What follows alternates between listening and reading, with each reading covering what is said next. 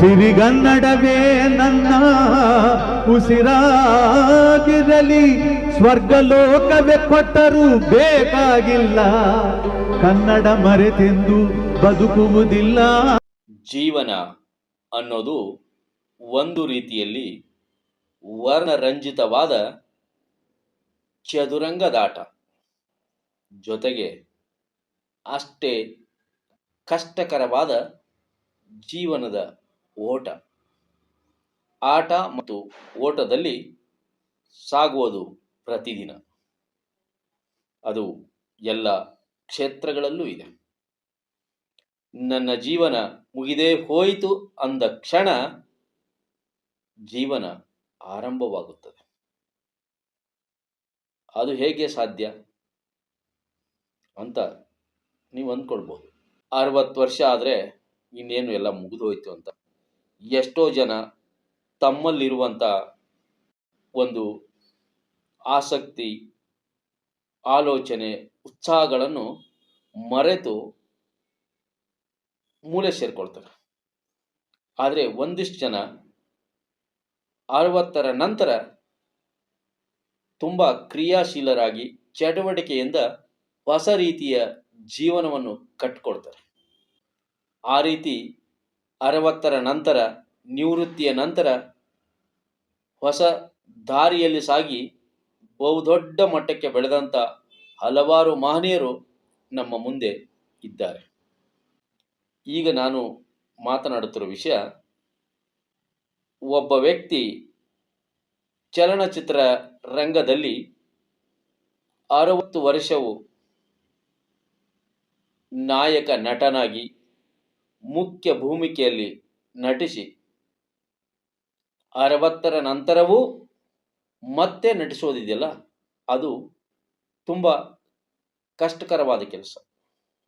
ಆ ರೀತಿ 60ರ ನಂತರವೂ ಮತ್ತೆ ತಮ್ಮ ಸ್ಟಾರ್ ಇಮೇಜನ್ನು ಬಳಸಿಕೊಂಡು ಚಟುವಟಿಕೆಯಿಂದ ಇರುವಂಥ ನಟರು, 60 ದಾಟಿದ ಹಿರಿಯ ನಟರು ಈಗ ಮತ್ತಷ್ಟು ಚೈತನ್ಯವಂತರಾಗಿದ್ದಾರೆ. ತರುಣ ತಾರೆಗಳನ್ನು ಮೀರಿಸುವಂತೆ ಸಿನಿಮಾಗಳಲ್ಲಿ ತೊಡಗಿಸಿಕೊಂಡಿದ್ದಾರೆ. ನಿವೃತ್ತಿಯ ಹೊಸ್ತಿಲಿನಲ್ಲಿ ನಿರೀಕ್ಷೆಗೂ ಮೀರಿ ಯಶಸ್ಸು ಕಾಣುತ್ತಿದ್ದಾರೆ. ಆ ಮೂಲಕ ಭಾರತೀಯ ಚಿತ್ರರಂಗದ ಬೆಳ್ಳಿ ತೆರೆಯಲ್ಲಿ ಮಿನುಗುತ್ತಿದ್ದಾರೆ. ಆ 60ರ ನಂತರದ ಚಿರಯುವಕರು ಯಾರು ಅಂದಾಗ ನಮ್ಮ ಮುಂದೆ ಹಲವಾರು ಚಲನಚಿತ್ರ ತಾರೆಯರ ಮುಖ ಕಾಣುತ್ತದೆ. ಅಂಥ 60ರ ನಂತರವೂ ಇನ್ನು ಸೂಪರ್ ಸ್ಟಾರ್ ಆಗಿ ಮೆರೆಯುತ್ತಿರುವ ಬೆಳ್ಳಿತೆರೆಯ ನಕ್ಷತ್ರಗಳು ಯಾವುವು ಎನ್ನುವುದನ್ನು ನಾನು ಈಗ ನಿಮಗೆ ಹೇಳುತ್ತೇನೆ. ಸೆಕೆಂಡ್ ಹಾಫ್ನಲ್ಲಿ ಫಸ್ಟ್ ಹಾಫ್ ಝಲಕ್. ಹೌದು, ಸೆಕೆಂಡ್ ಹಾಫ್ನಲ್ಲಿ ಫಸ್ಟ್ ಹಾಫ್ ಝಲಕ್. ಆ ರೀತಿಯಲ್ಲಿ ಹಿಂದಿಯಲ್ಲಿ ದೇವಾನಂದ್, ರೇಖಾ, ಕನ್ನಡದಲ್ಲಿ ರಮೇಶ್ ಅರವಿಂದ್, ಸುಧಾರಾಣಿ, ಬಹುಭಾಷಾ ನಟ ಅರ್ಜುನ್ ಸರ್ಜಾ, ತೆಲುಗಿನಲ್ಲಿ ನಾಗಾರ್ಜುನ, ಹೀಗೆ ಹಲವಾರು ಕಲಾವಿದರನ್ನು ನೋಡಿದಾಗ ಇವರಿಗೆ ವಯಸ್ಸಾಗುವುದಿಲ್ಲವೋ, ಮುಪ್ಪು ಇವರನ್ನು ಮುಟ್ಟುವುದಿಲ್ಲವೋ ಎನ್ನುವ ಅಚ್ಚರಿ ಮೂಡುವುದು ಸಹಜ. 70, 80, 90ರ ದಶಕದ ಹೀರೋಗಳ ಫಿಟ್ನೆಸ್ ಗುಟ್ಟು ಹೇಳಿದರೆ ಅದು ಒಂದು ಧಾರಾವಾಹಿ ಆಗಬಹುದೇನೋ. ಈಗ ಈ ಚಿರಯುವ ಮನಸ್ಸುಗಳ ನಡುವೆ 60 ದಾಟಿದ ನಟರು ತೆರೆಯ ಮೇಲೆ ತೋರುತ್ತಿರುವ ಉತ್ಸಾಹ ನೋಡಿದರೆ ಇವರ ಜೀವನದ ಸೆಕೆಂಡ್ ಹಾಫ್ ಎಂಬುದು ಫಸ್ಟ್ ಹಾಫ್ ಎಂದು ಚಿತ್ರಗುಪ್ತ ತಿದ್ದುಪಡಿ ಮಾಡಿರಬೇಕು ಎನ್ನುವ ಗುಮಾನಿ ಉಂಟಾಗುತ್ತದೆ. ಅದರಲ್ಲೂ ಪ್ಯಾನ್ ಇಂಡಿಯಾ ಸಿನಿಮಾ ಮೇನಿಯಾ ಶುರುವಾದ ಮೇಲಂತೂ ಈ ಹಿರಿಯ ನಟರ ಜೋಶ್ ತುಂಬ ಜೋರಾಗಿಯೇ ಇದೆ. ಹಾಗೆ ಸುಮ್ಮನೆ ಭಾರತೀಯ ಸಿನಿಮಾ ಪರದೆಯನ್ನು ಒಮ್ಮೆ ನೋಡಿ. ತಮಿಳಿನಲ್ಲಿ ರಜನಿಕಾಂತ್, ಕಮಲ್ ಹಾಸನ್, ತೆಲುಗಿನಲ್ಲಿ ಚಿರಂಜೀವಿ, ಬಾಲಕೃಷ್ಣ, ಮಲಯಾಳಂನಲ್ಲಿ ಮೋಹನ್ ಲಾಲ್, ಮಮ್ಮುಟ್ಟಿ, ಹಿಂದಿಯಲ್ಲಿ ಎವರಿಗ್ರೀನ್ ಹೀರೋ ಅಮಿತಾಬ್ ಬಚ್ಚನ್. ಇವರ ವಯಸ್ಸು 60ರ ಗಡಿ ದಾಟಿ ಮುಂದೆ ಇದೆ. ಅದರಲ್ಲೂ ಅಮಿತಾಬ್ ಬಚ್ಚನ್ 80ರ ಗಡಿ ದಾಟಿದ್ದಾರೆ. ರಜನಿಕಾಂತ್ ಹಾಗೂ ಮಮ್ಮುಟ್ಟಿ ಇಬ್ಬರು 70ರ ಗಡಿ ದಾಟಿದ್ದಾರೆ. ಚಿರಂಜೀವಿ, ಮೋಹನ್ ಲಾಲ್ 60, 70ಕ್ಕೆ ಹತ್ತಿರದಲ್ಲಿದ್ದಾರೆ. ಈ ನಟರ ವಯಸ್ಸು ನೋಡಿದರೆ ಬಹುತೇಕ ಪ್ರೀ ಕ್ಲೈಮ್ಯಾಕ್ಸ್ನಲ್ಲಿದ್ದಾರೆ ಅನಿಸುತ್ತದೆ. ಅಂದರೆ ನಿವೃತ್ತಿಯ ಹೊಸ್ತಲಿನಲ್ಲಿದ್ದಾರೆ. ಆದರೆ ತೆರೆಯ ಮೇಲೆ ಇವರನ್ನು ನೋಡಿದಾಗ ನಿವೃತ್ತಿ ಎನ್ನುವ ಮಾತು ಮರೆಯಾಗುತ್ತದೆ. ಭಾರತೀಯ ಚಿತ್ರರಂಗದ ಸೂಪರ್ ಸ್ಟಾರ್ ಎನಿಸಿಕೊಂಡಿರುವ ರಜನಿಕಾಂತ್ ಅವರನ್ನೇ ತೆಗೆದುಕೊಳ್ಳಿ. ಇವರ ನಟನೆಯಲ್ಲಿ ವರ್ಷಕ್ಕೆ 2 ಸಿನಿಮಾಗಳು ಬಿಡುಗಡೆಯಾಗುತ್ತವೆ, ಮತ್ತೊಂದು ಸೆಟ್ಟೇರುತ್ತದೆ.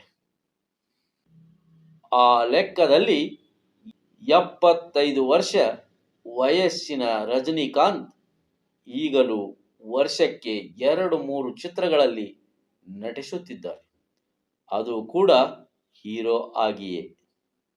ಇನ್ನು ಬಾಲಿವುಡ್ನ ಬಿಗ್ ಬಿ ಅವರ ಸ್ಪೀಡು ನೋಡಿ ಹೀರೋ ಆಗಿ ಮಿಂಚಿದವರು. ಈಗ ಅವರ ವಯಸ್ಸು 80ರ ಗಡಿ ದಾಟಿದೆ.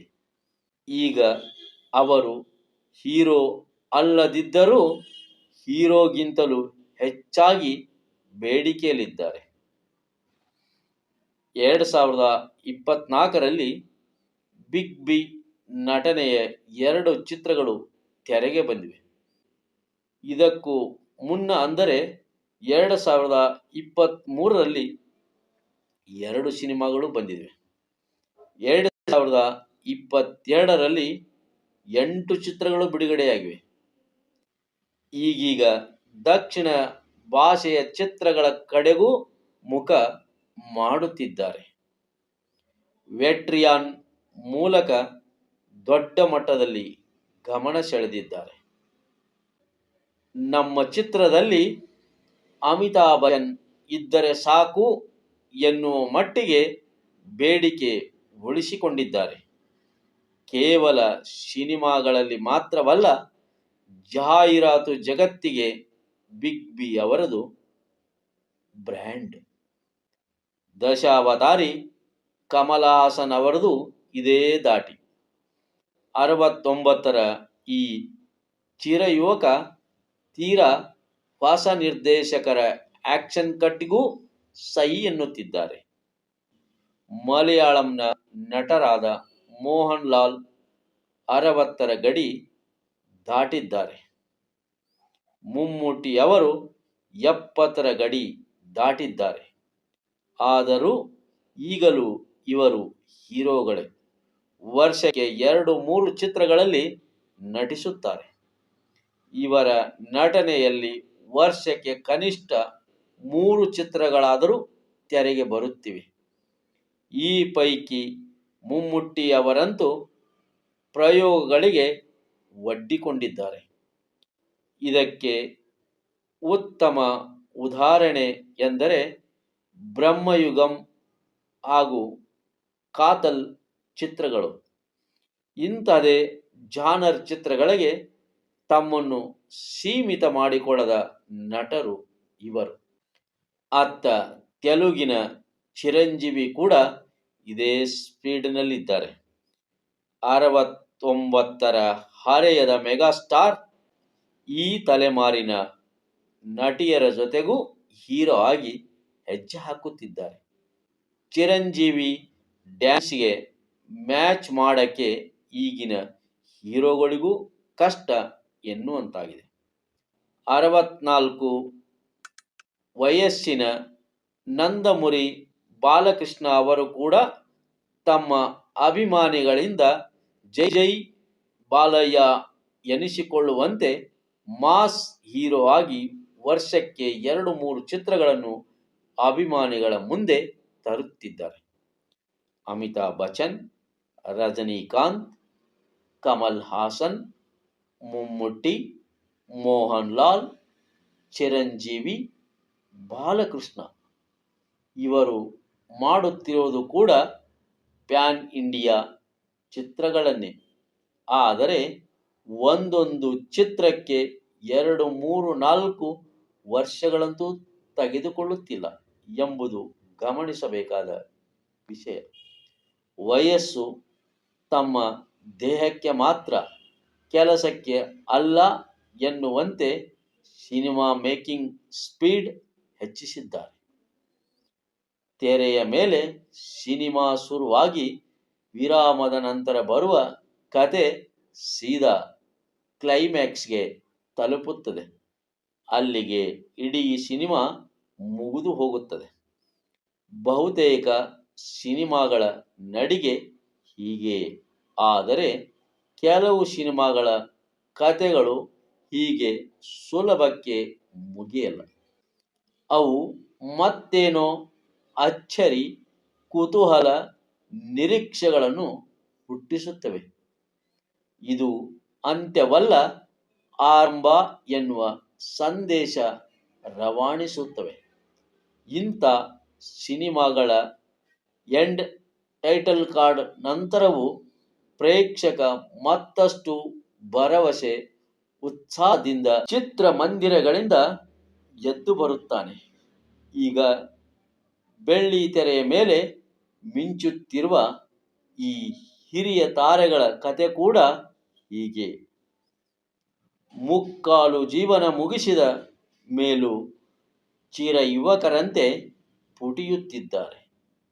ಇವರ ಲೈಫಿನ ಸೆಕೆಂಡ್ ಹಾಫ್ ಎಂಬುದಕ್ಕೆ ಕ್ಲೈಮ್ಯಾಕ್ಸ್ಗೆ ಹೋಗುವ ದಾರಿಯಲ್ಲ. ಮತ್ತೆ ಕ್ಯಾಮರಾ ರೋಲಿಂಗ್, ಸ್ಟಾರ್ಟ್, ಆಕ್ಷನ್ ಎನ್ನುತ್ತಿದೆ. ಅಂದರೆ 60 ದಾಟಿದ ಭಾರತೀಯ ಚಿತ್ರರಂಗದ ಈ ತಾರೆಗಳು ಈಗಿನ ನವ ತರುಣ ನಟ ನಟಿಯರನ್ನು ನಾಚಿಸುವಂತೆ ಬೆಳ್ಳಿಯ ತೆರೆಯ ಮೇಲೆ ಮಿನುಗುತ್ತಿದ್ದಾರೆ. ವಯಸ್ಸು just a number, not our age ಎನ್ನುತ್ತಿರುವ ಈ ನಟರ ಸ್ಪೀಡ್ ನೋಡಿ ಪ್ರೇಕ್ಷಕರು, ಅಭಿಮಾನಿಗಳು ಚಪ್ಪಾಳೆ ತಟ್ಟಿ ಶಿಳ್ಳೆ ಹಾಕಿ ಕುಣಿಯುತ್ತಿದ್ದಾರೆ. ತಮ್ಮ ಖಜಾನೆಯ ಜೇಬು ಗಟ್ಟಿ ಮಾಡಿಕೊಳ್ಳುವ ನಿರ್ಮಾಪಕರ ಪಾಲಿಗೆ ಈ ಹಿರಿಯ ಹೀರೋಗಳು ನಿಜಕ್ಕೂ ಬಾಕ್ಸ್ ಆಫೀಸ್ ರಾಜರಂತೆ ಕಾಣುತ್ತಿದ್ದಾರೆ. ಸತ್ಯವಿದು ಕನ್ನಡ ನಾಡಲಿ ಹುಟ್ಟಲು ಪುಣ್ಯವು ಬೇಕು, ದೇವರ ದಯೆಯಿಂದಲಿ ಈ ಭಾಗ್ಯವು ದೊರೆತರೆ ಸಾಕು. ಹೈ